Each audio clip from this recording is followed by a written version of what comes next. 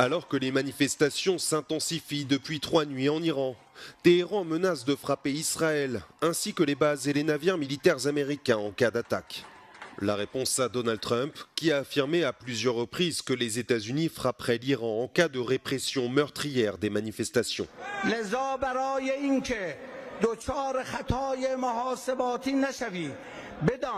که در صورت اقدام برای حمله به ایران هم سرزمین اشغالی و هم تمام مراکز و پایگاه‌های نظامی و کشتی‌های آمریکا در منطقه هدف مشروع ما خواهند بود.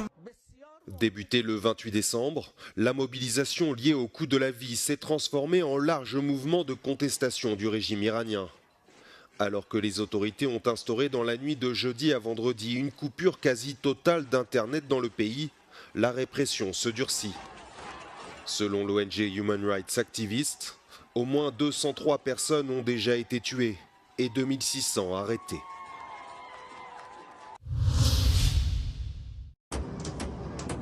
Un portrait de Reza Pahlavi, brandi par un manifestant ce vendredi à Téhéran. Alors que le mouvement de contestation du pouvoir ne cesse de s'intensifier en Iran, de plus en plus de manifestants scandent le nom du fils de l'ancien Shah déchu. Exilé aux États-Unis depuis la chute en 1979 du régime monarchique, despotique et impopulaire de son père, Reza Pahlavi observe aujourd'hui à distance le mouvement de contestation plein d'espoir et d'impatience. Exhortation à poursuivre les manifestations de masse, appel à la grève, il tente de s'ériger en meneur de l'opposition iranienne. Pourtant, sans relais dans son pays natal, Reza Pahlavi n'était jusqu'à ces derniers jours pas perçu comme une figure à même de galvaniser la rue, ni de fédérer l'opposition. Sa proximité assumée avec le Premier ministre israélien Benjamin Netanyahou et certaines figures d'extrême droite américaine proches de Donald Trump, ou encore ses propos favorables à l'attaque israélo-américaine de juin dernier sur l'Iran, rebute également une partie des Iraniens. Mais dans un pays où toute opposition structurée est aussitôt réprimée, Reza Pahlavi bénéficie aujourd'hui de son statut de personnalité anti-régime libre et largement connue. Cuba dans le viseur de Donald Trump. Dimanche, le président américain a exigé de la Havane un accord avertissant que le pétrole et l'argent du Venezuela ne lui parviendraient plus. Je leur conseille vivement de le conclure avant qu'il ne soit trop tard, a écrit le président américain sur son réseau social, sans préciser la nature de ces menaces. Ces propos surviennent une semaine après que les forces américaines ont enlevé le président vénézuélien Nicolás Maduro lors d'une opération militaire qui a coûté la vie à plusieurs membres des forces de sécurité cubaines. Cuba est une nation libre et indépendante, à qui personne ne dicte quoi faire, a rétorqué dimanche son président Miguel Díaz-Canel.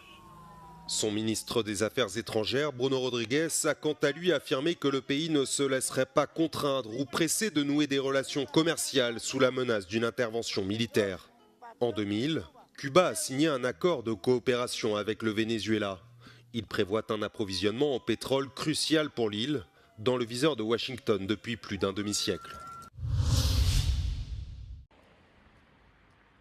Donald Trump réitère ses menaces de s'emparer du Groenland.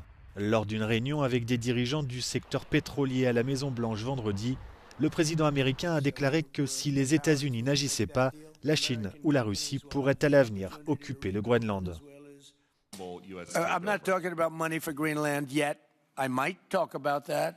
But right now, we are going to do something on Greenland, whether they like it or not, because if we don't do it, Russia or China will take over Greenland, and we're not going to have Russia or China as a neighbor. Donald Trump invoque régulièrement les intérêts de la sécurité nationale américaine pour justifier ses intentions de s'emparer du Groenland.